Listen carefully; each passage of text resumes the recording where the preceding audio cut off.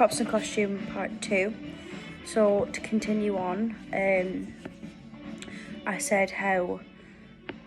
Alison Ashton kind of took the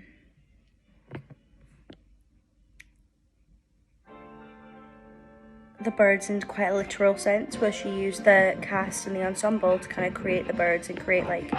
the wing pattern using like the nests and everything.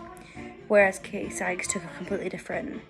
aspect, a completely different like take on it. She created the birds using paper and kind of folded the paper into like a M shape and did the birds that way, and they used the actors kind of make it look like they were flying, how they span around and how they kind of swooped them around the stage, made it look like it was a physical bird. Whereas again, Alison Ashton took more of the panto sort of like look into it, and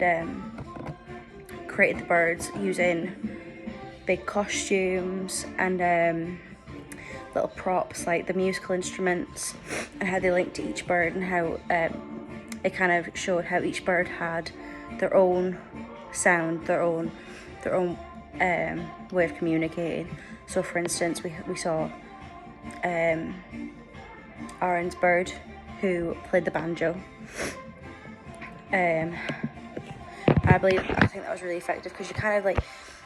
when you saw his bird and kind of like perceived it in the way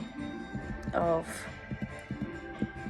for instance, a scene where he was like scaring the queen, and he used his banjo, like he played it really, really like loud to kind of show that he was annoyed and he wanted to kind of chase her away, which I thought was really creative in how he kind of used his instrument.